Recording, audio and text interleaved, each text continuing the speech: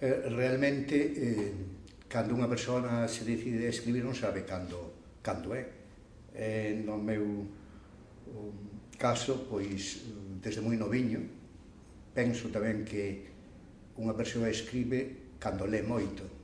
E eu, de neniño e xa de adolescente, pois leía moitísimos libros, non literatura galega, que non sabía siquera que existía, falamos dos anos 50 aproximadamente. Eu, polo tanto, pois lía moito a novelas policíacas, Agatha Christie encantábame, e dai saliu a primeira novela, que era tamén un pouco de crimes e dese tipo.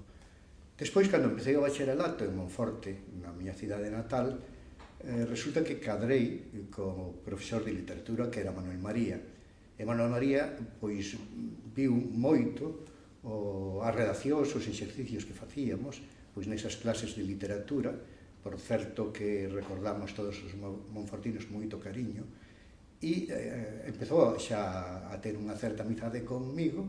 Eu empecé a visitalo na súa casa e ali é onde me topei con ese milagro de que existían miles e miles e miles de libros escritos en galego. Naquela época, nesa xeración dos 50, pois non tiñamos a menor idea.